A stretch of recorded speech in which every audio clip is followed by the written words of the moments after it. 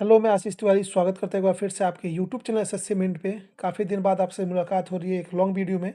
और इस वीडियो का बनाने का मेन मकसद था कि काफ़ी ज़्यादा दिक्कतें एसएससी सीजीएल 2025 के रिजल्ट में देखने को मिली है, नॉर्मलाइजेशन में देखने को मिली है। और मैं एक्चुअली प्री क्वालिफाई हूँ, लेकिन फिर भी मैंने उस चीज़ को देखा और उसके लिए मैंने एक वीडियो आपके सामने रखने वाला हूँ। सारी चीज़ें देखेंगे, एक बाई वन सारी चीज़ों को देखेंगे। सबसे पहले कि नॉर्मलाइजेशन में कैसे स्कैम हुआ है, उस चीज़ के बारे में हम जानेंगे।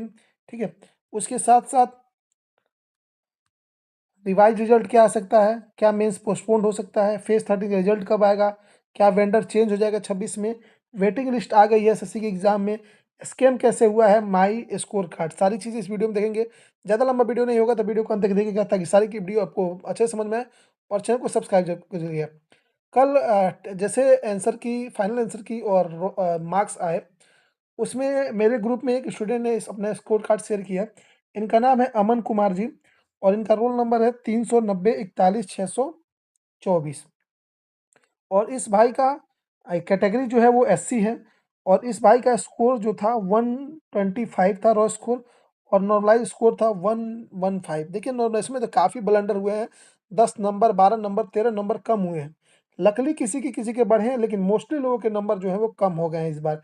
और यही रीज़न था कि कट ऑफ आपको ज़्यादा देखने को नहीं मिला, क्योंकि जितने लोग कई लोग ऐसे हैं कि जो रॉ स्कोर के बेसिस पे वो अपना कट ऑफ पार कर रहे हैं, लेकिन यूआर से कट ऑफ पार कर रहे हैं। लेकिन अगर वो ईडब्ल्यूएस कैटेगरी से हैं, ओबीसी कैटेगरी से हैं, तो नॉर्मलाइजेशन के बाद वो अपने कैटेगरी के कट ऑफ को भी पार नहीं कर पा रहे हैं, वैसा देखने को मिला है। लेकिन इस भाई का नंबर है 115.02 और ये इनका रोल नंबर आप देख सकते हैं 390 41 624। ये रोल नंबर मैंने आज सर्च भी किया खोल के, 390 41 624। यही है, एक बार आप देख सकते हैं 390 41 624। ये आप देख सकते हैं 390 41 624। इस नंबर को मैंने रोल नंबर को सर्च भी किया और मैं आपको स्क्रीनशॉट भी दिखा दे रहा हूँ। अभी आ नहीं रहा, 1 मिनट। स्क्रीनशॉट भी मैं दिखा रहा हूँ। आप देख सकते हैं नो मैच फाउंड का ऑप्शन यहाँ पे आ गया है, यानी ये चीज़ें आपकी रिजल्ट उसमें नहीं थी। तो क्या कुछ चीज़ें हो रही हैं, ये भी जानने वाली चीज़ है कि कैसा स्कैम हो गया है। बाकी एससी कैटेगरी का कट ऑफ भी आप देख सकते हैं। एससी कैटेगरी कट ऑफ 114 गया है, फिर भी 115 नंबर लाने के बाद भी 10 नंबर कम करने के बाद भी इस लड़के का नाम लिस्ट में नहीं है, नो मैच फाउंड है। ये क्या कुछ चीज़ें हैं, पूरी तरीके से ब्लंडर हुई है। इसीलिए मैं कह रहा हूँ कि पिछले बार भी रिजल्ट में काफ़ी चीज़ें दिक्कतें आई थी, तो रिवाइज़ रिजल्ट आपका घोषित हुआ था। देखिए, अभी अभिनव सर ने भी कल देखा कि उनके पास में बताया कि काफ़ी सारे मैसेज आए हैं, लेकिन उन्होंने कहा कि धैर्य रखिए, कुछ ना कुछ चीज़ अपडेट वो देंगे। तो रिवाइज़ रिजल्ट हो सकता है, काफ़ी लोगों को दिक्कतें आई हैं। अगर आप 14 अक्टूबर को जो री एग्ज़ाम होगा, उसका अगर आप स्कोर कार्ड देख लें, अभी मैंने एक यूट्यूब पे ही देखा, उसमें जो होगा एक ही शिफ्ट में सेम नंबर पे किसी का नंबर बढ़ा है, सेम नंबर पे किसी का नंबर घटा है, सेम नंबर पे किसी को 2 नंबर माइनस हुआ है, सेम नंबर किसी को 10 नंबर माइनस हुए हैं। ऐसे चीज़ें आप जो देखने को मिल जाएँगे। तो ये बताइए, अगर अगर शिफ्ट वाइज़ एवरेज डेटा के हिसाब से है, तो सेम नंबर पे सेम शिफ्ट में अलग-अलग नॉर्मलाइज़ेशन कैसे हो सकता है? ये भी सबसे बड़ा सवाल है। तो ये सबसे बड़ा इश्यू है। मेंस पोस्टपोन का ऐसे कोई खबर नहीं है, लेकिन मेंस में इतना रद्दी सेंटर दिया है, मैं अपना सेंटर आपको दिखा दूँगा अभी, वो भी आप देख सकते हैं कितना घटिया तरीके से सेंटर बनाया गया है, कैसे क्या कुछ चीज़ें की हैं। स्कैम पूरा हुआ, आपने स्कैम देख लिया और सारे बहुत सारे प्रूफ है। मैं वीडियो में जान से नहीं लिया क्योंकि वीडियो ये लंबा हो जाएगा। मैं अपना पहले मेंस का सेंटर दिखा दे रहा हूँ आपको। ये देखिए, मेरा जो है मोस्टली गोरखपुर में मैंने प्री दिया था और लगभग मैं सिलेक्शन पोस्ट का भी गोरखपुर में ही प्री दिया था। और ये देखिए क्या किया है, 18 तारीख का जो डीईएस टाइपिंग का पेपर है, उसमें लिख दिया है छपरा/गोरखपुर डीईएसटी के लिए। अब ये देखिए, पहले ये तो क्लियर कर देता, या तो छपरा लिख देता या गोरखपुर लिख देता। ये छपरा/गोरखपुर के लिखने का क्या मतलब है? आप 2 दिन पहले बताएँगे। और ये दो दूसरा एग्ज़ाम है वो छपरा में है। आप ऐसे देखेंगे, अगर छपरा पहला गोरखपुर 18 तारीख को एग्ज़ाम अगर मैं देने जाता हूँ टाइपिंग का, वहाँ से 200-300 किलोमीटर दूरी पे है वो आपका छपरा। गोरखपुर से छपरा 200-300 किलोमीटर के रेंज में होगा। तो ये भी अलग डिस्टेंस है, यहाँ तक कि गोरखपुर में भी सेंटर्स अवेलेबल है। यहाँ भी एग्ज़ाम हो सकता था। पता नहीं क्या कुछ चीज़ें, बहुत सारे लोग को आगरा दिया है 18 को, 19 को जयपुर दिया है। इधर-उधर सेंटर काफ़ी बनाए हैं। प्रयागराज वालों को पटना इसलिए गए हैं क्योंकि वहाँ पे माघ मेला के चलते वो चीज़ें पोस्टपोन हुई हैं। ठीक है? ये सारी चीज़ें हो गई। सारे अपडेट्स देखिए आप ले। मैं अपने स्कोर कार्ड के बताऊँ, मेरा जो शिफ्ट था वो 12 तारीख की बहुत सारे लोग टाइपिंग की टाइमिंग को पूछ रहे थे कि टाइपिंग का टाइमिंग क्या है? तो कल एक ग्रुप में मैंने स्क्रीनशॉट ये देखा। इसकी मैं मतलब 100% तो मैं नहीं गारंटी ले सकता हूँ कि सही हो सकती है। लेकिन उन्होंने बताया कि पहले ये शो किया, उन्होंने दोनों प्रूफ लगाए थे कि पहले मेरा ये शो किया, फिर जो जैसे सबका आ रहा है वैसे शो करने लगा। उन्होंने दिखाया कि जो डीईएसटी की टाइमिंग था वो 1 पीएम दिख रहा था, तो मोस्टली यही होने वाला है। अपडेट आएगा तो मैं आपको अपडेट कर दूँगा क्या ये सही है कि गलत है। मेरा स्कोर कार्ड की बात करूँ कि जो मेरा स्कोर कार्ड है उसमें 4 नंबर के करीब में 4.5 नंबर के करीब में इंक्रीज़ हुए हैं, ठीक है? और मेरे जो रॉ स्कोर बन रहे हैं लगभग में 134 है और मेरे जो नॉर्मलाइज़ स्कोर है 138.5 के करीब में है और भी पॉइंट में है, लेकिन 4 नंबर बढ़े हैं 12 तारीख की फर्स्ट शिफ्ट में। मेरे शिफ्ट में 4 क्वेश्चन्स जो हैं वो मार्क 12 हुए हैं, 1 रीज़निंग में, 1 मैथ में और 2 इंग्लिश में मार्क्स 12 भी हुए हैं, ठीक है?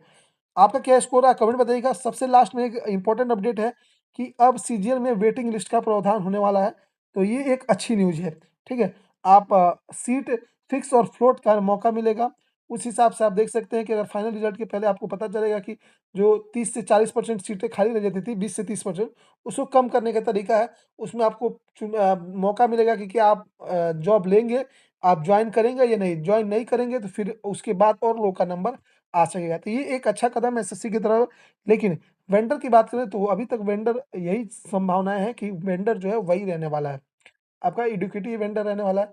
देखिए, इस बार उम्मीद ये कर सकते हैं कि सबसे बड़ी चीज़ कि 1 लाख प्लस 1,30,000 लोगों का मेंस कैसे एक दिन में पॉसिबल हो पाया है, वो तो जब मेंस जिस दिन होगा उस दिन पता चलेगा।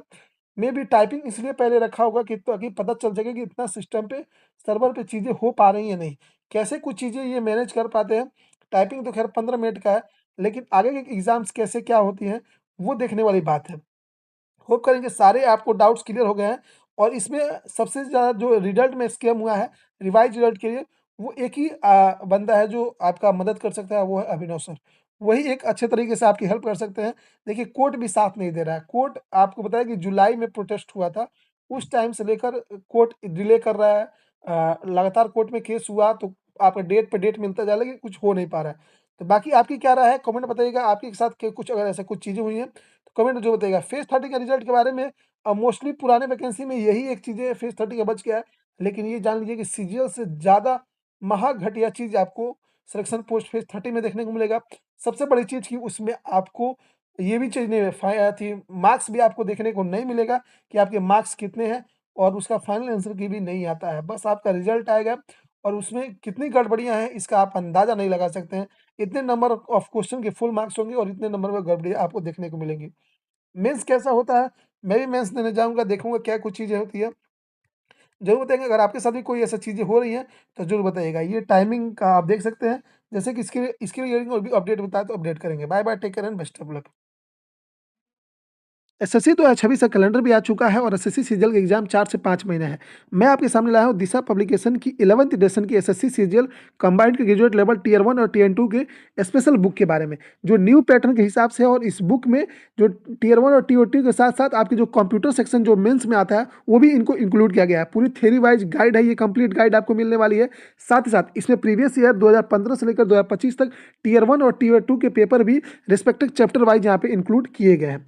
इस बुक में आपको 2 सेट्स टियर 1 के जो सीजीएल 2025 का पेपर है उसको भी इंक्लूड किया है गया है।